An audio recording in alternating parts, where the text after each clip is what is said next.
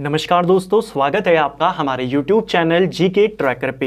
देखिए फ्रेंड्स, आज के वीडियो में हम बात करेंगे जो हमारी एक सीरीज़ है टॉप जीके एमसीक्यू सीरीज़, और इस सीरीज़ की आज हम 82वीं क्लास यहाँ पर कवर करेंगे।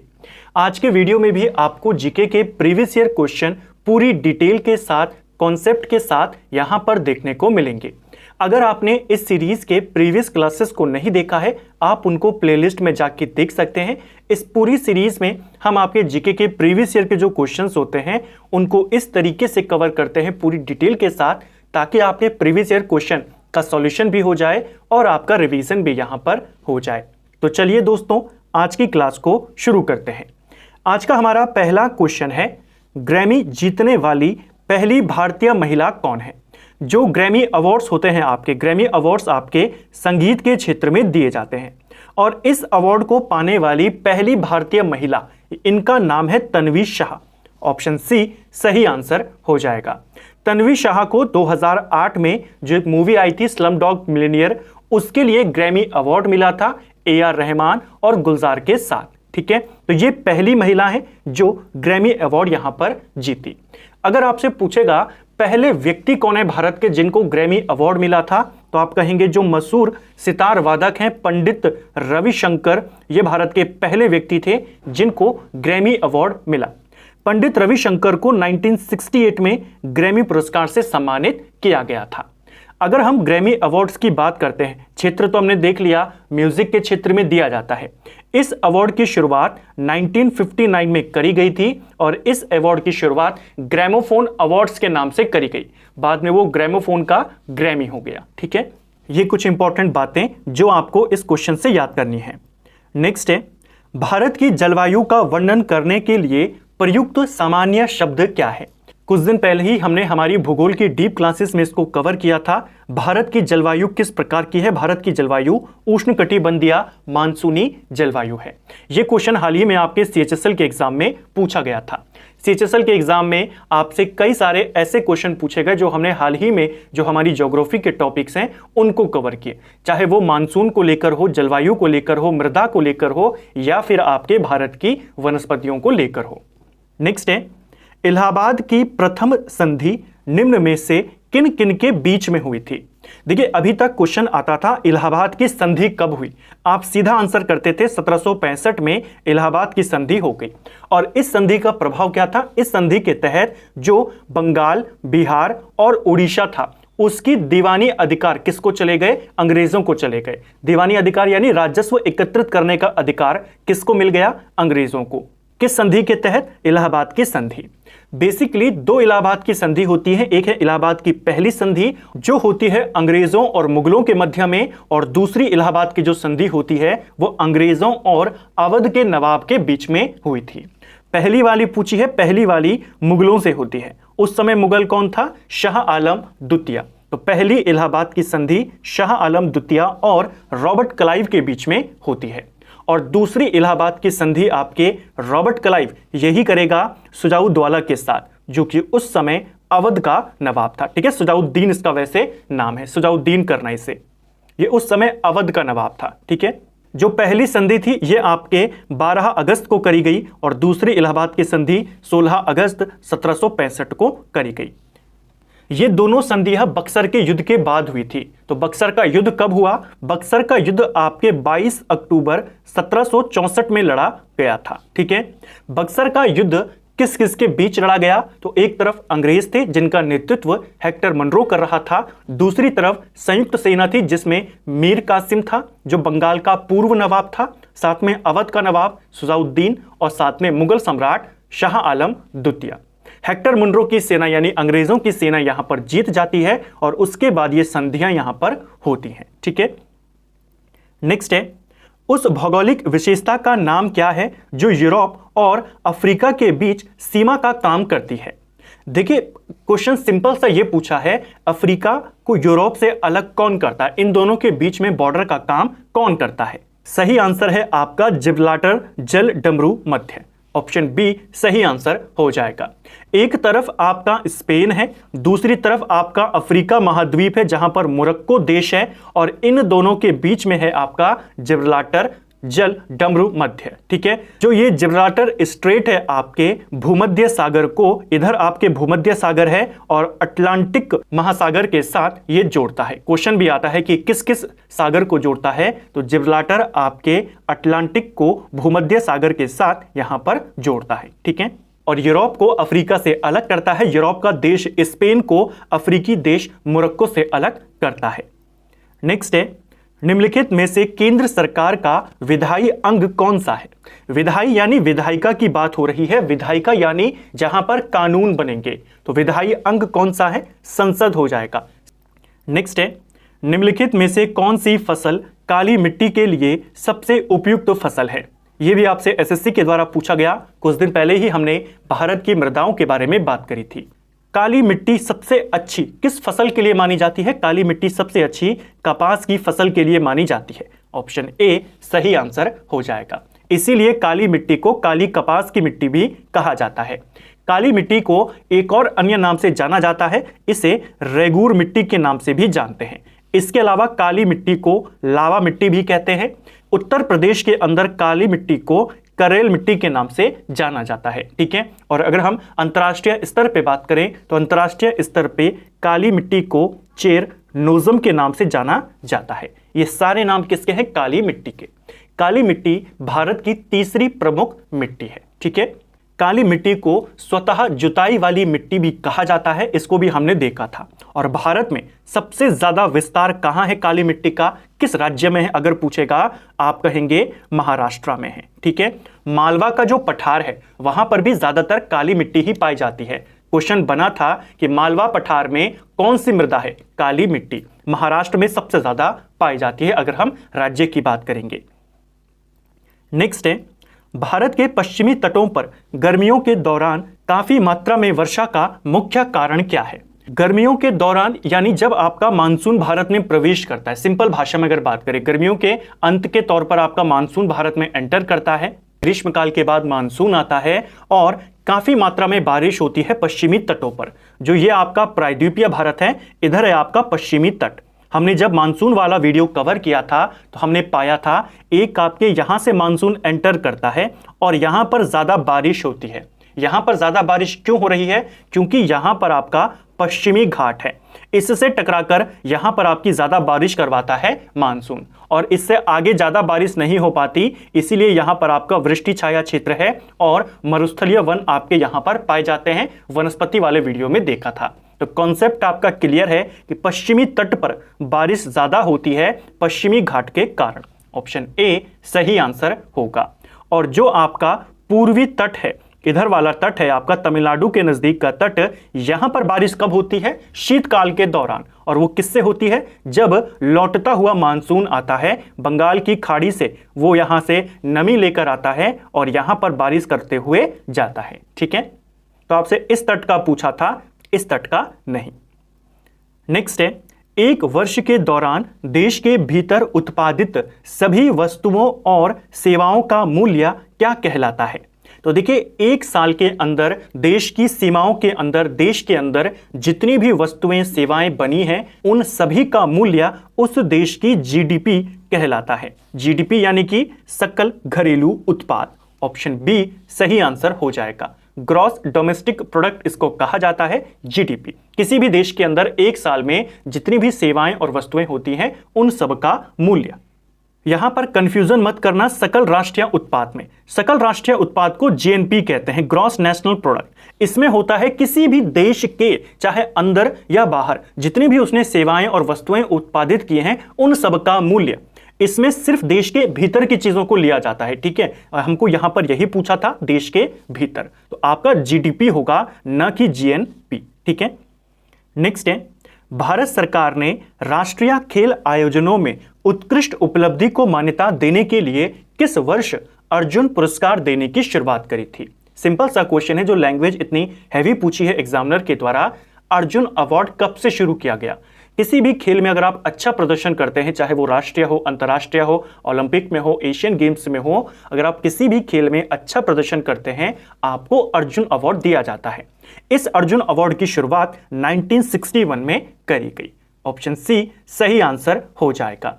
कई बार पूछ लेता है कि अर्जुन अवार्ड के तहत कितनी धनराशि दी जाती है इनाम में। तो अर्जुन अवार्ड के तहत 15 लाख रुपए दिए जाते हैं। ठीक है, कुछ इंपॉर्टेंट खेल से संबंधित अवार्ड्स हैं जो पेपर में लगातार आते हैं। एक क्वेश्चन आता है, द्रोणाचार्य अवार्ड कब से शुरू किया गया था?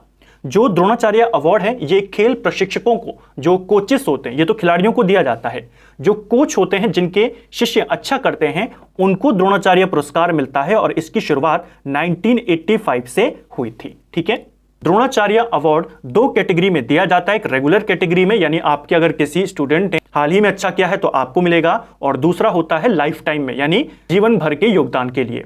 तो नियमित कैटेगरी में द्रोणाचार्य के अंतर्गत 10 लाख रुपए और लाइफ टाइम के लिए 15 लाख रुपए दिए जाते हैं।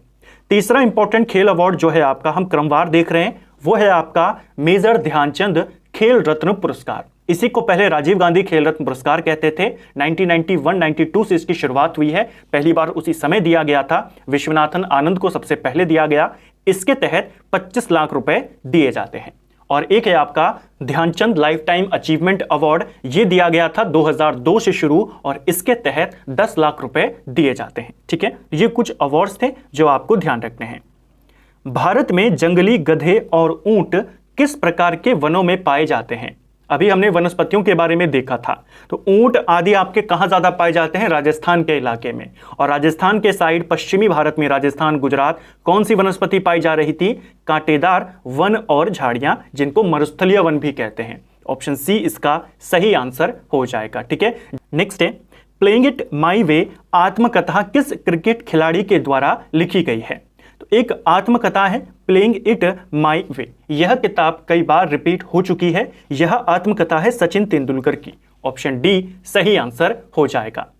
अगर हम सौरव गांगुली की बात करें, इनकी आत्मकथा का नाम क्या है? इनकी जो आत्मकथा है उसका नाम है a century is not enough. ये किसकी है? सौरव गांगुली की।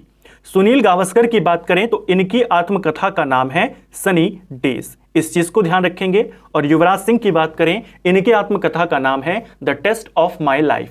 तो इन चारों की आपने याद कर लेनी है, क्वेश्चन इनके बन जाते हैं। नेक्स्ट है, मुद्रास्फीति और बेरोजगारी के मध्य संबंधों को कौन दर्शाता है? देखिए, मुद्रास्फीति और बेरोजगारी के बीच में संबंधों को दर्शाता है फिलिप्स वक्र। जो फिलिप्स वक्र होता है, फिलिप्स कर्व जिसको कहते हैं, ये इन दोनों के बीच रिलेशन को दिखाता है। फिलिप्स वक्र कहता है जैसे जैसे मुद्रास्फीति कम होगी बेरोजगारी बढ़ती जाएगी, और जैसे जैसे मुद्रास्फीति बढ़ेगी बेरोजगारी कम होती जाएगी। कौन कहता है? फिलिप्स वक्र कहता है। ठीक है, लॉरेंज वक्र की बात करें तो लॉरेंज वक्र आय के वितरण में जो असमानता होती है, इनकम डिस्ट्रीब्यूशन में जो आपकी असमानता होती है, उसको दर्शाता है। ठीक है, ये दो वक्र काफी ज्यादा पेपर में पूछे जाते हैं। कुजनेट वक्र भी कुछ समय से पेपर में आ रहा है। यह आपके आय असमानता और आर्थिक विकास के बीच के संबंध को दर्शाता है, कुजनेट्स वक्र। ठीक है, और जो आपका लाफर वक्र है, यह आपके जो टैक्स रेट होते हैं उनकी और सरकारी राजस्व के बीचों के संबंध को दर्शाता है। नेक्स्ट है, सुरक्षा वॉल्व सिद्धांत के आधार पे भारतीय राष्ट्रीय कांग्रेस की स्थापना ब्रिटिश सरकार को खतरों से बचाने के लिए की गई थी। यह विचार किस नेता के थे? तो कांग्रेस की स्थापना को सुरक्षा वॉल्व सिद्धांत के तहत स्थापित बताया था किसने? ये कहा था लाला लाजपत राय ने। क्वेश्चन आता है कांग्रेस के संदर्भ में या कांग्रेस की स्थापना के संदर्भ में सुरक्षा वॉल्व का सिद्धांत किसने दिया था? लाला लाजपत राय ने दिया था। ठीक है, इसके तहत इन्होंने कहा था कि कांग्रेस की स्थापना अंग्रेजों ने इसीलिए करी है ताकि जो अंग्रेजों के खिलाफ जनता में गुस्सा बनता है वो कांग्रेस के माध्यम से धीरे धीरे निकलता रहे, डायरेक्ट अंग्रेजों तक ना पहुंचे। ठीक है, नेक्स्ट है, अगस्त 1953 में भारत सरकार द्वारा गठित किए गए राज्य पुनर्गठन आयोग के निम्नलिखित में से कौन सदस्य थे? आपने बताना है राज्य पुनर्गठन आयोग जो 1953 अगस्त में बनाया गया था, इनमें से कौन कौन उसके सदस्य थे? इसके अध्यक्ष फजल अली थे और इसमें 2 मेंबर और थे जिनका नाम के.एम. पन्नीकर और हृदयनाथ कुंजरू थे, और फजल अली इसके अध्यक्ष थे। तो 2, 3, 4 यहां पे सही आंसर हो जाएगा जो इसमें मेंबर्स थे। कितने मेंबर्स थे टोटल? 3 मेंबर्स थे। क्वेश्चन आएगा इसने अपनी रिपोर्ट कब दी? बन तो 53 में गया था, इसने अपनी रिपोर्ट 1955 में दी और इसी रिपोर्ट के आधार पे अगले साल जुलाई 1956 में राज्य पुनर्गठन अधिनियम बना, जिसके बाद भारत में राज्यों का पुनर्गठन किया गया। ठीक है, नेक्स्ट है, निम्नलिखित में से कौन सही सुमेलित नहीं है?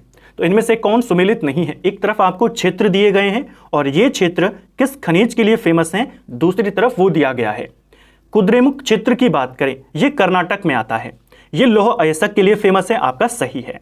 कोलार क्षेत्र की बात करें, सोने के लिए फेमस है, ये भी सही है। ये दोनों के दोनों कर्नाटक में है। कई बार जगह पूछ लेता है कि लौह अयस्क के लिए प्रसिद्ध कुद्रेमुख कहाँ है, सोने के लिए प्रसिद्ध कोलार कहाँ है, दोनों कर्नाटक में है। कोडरमा की बात करें, कोडरमा आपके चांदी के लिए फेमस नहीं है, कोडरमा आपके माइका यानी अभ्रक के लिए फेमस है। और कोडरमा आपके कहाँ है? ये आपके झारखंड में आता है। जावर की बात करें, ये राजस्थान में है और ये जस्ता के लिए फेमस है। नेक्स्ट है, वैदिक काल में जीवन भर अविवाहित रहने वाली महिला को क्या कहा जाता था? तो वैदिक काल में ऐसी महिलाएं जो जीवन भर अविवाहित रहती थी, इनको अमाजू कहा जाता था। पेपर में ये भी कई बार पूछा गया है। ठीक है, कुछ इंपॉर्टेंट शब्दावली है वैदिक काल की जो पूछी जाती है, किसको क्या कहते थे। वैदिक काल में व्यापार के लिए जो दूर दूर जाते थे उनको पणी कहा जाता था। एक पेपर में क्वेश्चन आया था, वैदिक काल में पणी क्या होते थे? ये व्यापारी होते थे। ठीक है, दूसरा, वैदिक काल में जो नाई होते थे उनको वक्ता कहा जाता था। इस चीज को भी ध्यान रखेंगे। ठीक है, जो वेदांगों को पढ़ने वाले होते थे वैदिक काल में, उनको उपाध्याय कहा जाता था। जो अपराधियों को पकड़ने वाला होता था उसके लिए उग्र शब्द का इस्तेमाल होता था। और जो किले की रक्षा करता था दुर्गपति, उसको पूरप कहा जाता था। तो ये कुछ शब्द हैं जो आपको ध्यान रखने हैं। नेक्स्ट है, राष्ट्रीय आय समिति का गठन किसकी अध्यक्षता में किया गया था? देखिए, राष्ट्रीय आय समिति, इसका गठन होता है 4 अगस्त 1949 को और इसकी स्थापना पीसी महालनोबिस की अध्यक्षता में करी गई थी। ऑप्शन बी सही आंसर हो जाएगा। एक पेपर में आया था कि राष्ट्रीय आय समिति जो 1949 में बनी, इसमें कौन कौन शामिल थे, इनके सदस्यों को भी याद करना पड़ेगा। पीसी महालनोबिस इसके अध्यक्ष थे। इनके अलावा 2 मेंबर और थे, एक का नाम था VKR राव और दूसरे का नाम था R गाडगिल। ठीक है, तो गाडगिल और VKR राव इस समिति के सदस्य थे और महालनोबिस इसके अध्यक्ष थे। इसी समिति के द्वारा जो सिफारिशें करी गई, जो मॉडल दिया गया, उसी पर बनी दूसरी पंचवर्षीय योजना, जिसमें उद्योगों को प्राथमिकता दी गई। इसी समिति जो राष्ट्रीय आय समिति थी, इसी समिति की सिफारिश पर 1951 में CSO की स्थापना करी गई थी। ठीक है, जो केंद्रीय सांख्यिकी संगठन है, उसकी स्थापना इसी की सिफारिशों पर करी थी, जिसके अध्यक्ष महालनोबिस थे। नेक्स्ट है, पहली बार किसी के सती होने का प्रमाण कहां से प्राप्त होता है? तो देखिए, भारत में सबसे पहला सती का प्रमाण ये मिलता है भानुगुप्त के एरण अभिलेख से।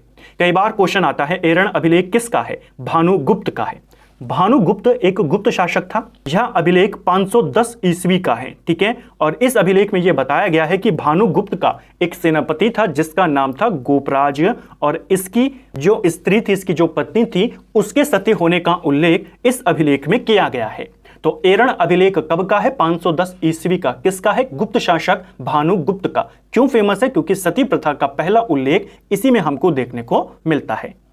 नेक्स्ट है, भारत में किसी राज्य को विशेष राज्य का दर्जा किस फॉर्मूले के आधार पर दिया जाता है? तो किस फॉर्मूले के आधार पर भारत में किसी राज्य को विशेष राज्य का दर्जा देते हैं? सही आंसर है गाडगिल फॉर्मूला। ऑप्शन डी सही आंसर होगा। देखिए, 1969 तक कोई विशेष पैरामीटर नहीं थे कि किस राज्य को विशेष राज्य का दर्जा दिया जाए और किस राज्य को न दिया जाए। 1969 में जो 5वें वित्त आयोग के अध्यक्ष थे, उन्होंने एक मॉडल तैयार किया, एक फॉर्मूला तैयार किया, जिसके तहत उन्होंने कहा कि आर्थिक पिछड़ापन, वहां की भौगोलिक स्थिति और जो सामाजिक समस्याएं हैं, उनके आधार पर विशेष राज्य का दर्जा देना चाहिए। और इसी आधार पर 3 राज्यों को, जिसमें आपके असम, नागालैंड और जम्मू कश्मीर को विशेष राज्य का दर्जा दिया गया। इसके बाद 1971 में हिमाचल प्रदेश को भी विशेष राज्य का दर्जा दे दिया। 1972 में मणिपुर, मेघालय और त्रिपुरा, इन तीनों को भी दे दिया। और उसके बाद 75 में सिक्किम, अरुणाचल, मिजोरम को भी दे दिया। और फिर 2001 में उत्तराखंड को भी दे दिया। ठीक है, नेक्स्ट है, किस युद्ध के पश्चात बाबर ने गाजी की उपाधि धारण करी थी? बाबर को लेकर, बाबर के युद्धों को लेकर क्वेश्चन बनते रहते हैं। देखिए, बाबर ने गाजी की उपाधि ये धारण करी थी खानवा के युद्ध के बाद। ऑप्शन बी सही आंसर होगा। खानवा का युद्ध बाबर ने 1527 में लड़ा था। यह युद्ध बाबर और जो मेवाड़ के शासक थे राणा सांगा उनके बीच में लड़ा गया था। इसी युद्ध में बाबर ने जिहाद की घोषणा करी और इसी युद्ध के बाद उसने गाजी की उपाधि धारण करी। अगर हम बात करें बाबर के युद्धों की तो पानीपत का पहला युद्ध बाबर ने लड़ा था 1526 में, जिसने उसने इब्राहिम लोदी को पराजित किया था। चंदेरी का युद्ध बाबर ने 1528 में लड़ा, जिसमें उसने मेदिनी राय को हराया, और घाघरा का युद्ध 1529 में लड़ा, जिसमें उसने अफगान सेना को हराया था, जिसका नेतृत्व महमूद लोदी कर रहा था। एक क्वेश्चन आता, जानते हैं दिल्ली सल्तनत में जो प्रमुख होता था उसे सुल्तान कहते थे। मुगल साम्राज्य जब यहां पर स्थित हुआ तो उसे बादशाह कहा जाने लगा। क्वेश्चन आता है, भारत में सुल्तान के स्थान पर बादशाह कहने की परंपरा किसने शुरू करी? बाबर ने शुरू करी। इसको भी ध्यान रखना, ठीक है। तो फ्रेंड्स, ये था हमारा आज का वीडियो जिसमें हमने जीके के 20 इंपॉर्टेंट एमसीक्यूज को यहां पर कवर किया। सभी क्वेश्चन आपके प्रीवियस ईयर के थे जो आपसे अलग अलग पेपरों में, एसएससी के एग्जामों में, सीएचएसएल में, एमटीएस में कई बार रिपीट हो चुके हैं। इन सभी प्रश्नों को हमने डिटेल में कवर किया, एक्स्ट्रा फैक्ट के साथ कवर किया, चीज़ों को कहानी की तरह पढ़ा ताकि आपको चीज़ें याद रहें और एक साथ कई सारे क्वेश्चन आपके कवर हो जाएं। उम्मीद करता हूं आपको आज का वीडियो पसंद आया होगा। अगर आपको ये वीडियो पसंद आया है तो वीडियो को लाइक करें। चैनल पर अगर पहली बार आए हैं चैनल को सब्सक्राइब करें, अपने दोस्तों के साथ शेयर करें। वीडियो आपको कैसा लगा कमेंट बॉक्स में हमें जरूर बताएं। साथ में हमारी जो एनसीईआरटी की सीरीज चल रही है सेकंड चैनल पर, जीके बेस्ड जो हमारा पूरा चैनल है ट्रेंडिंग जीके, उस पर आप हमें फॉलो कर सकते हैं। वहां पर भी आपकी एनसीईआरटी की क्लासेस आती रहती हैं और बहुत जल्द वहां पर आपकी टॉपिक वाइज जो आपके विभिन्न जीके हैं उनके एमसीक्यूज भी आने शुरू हो जाएंगे। Thank you friends.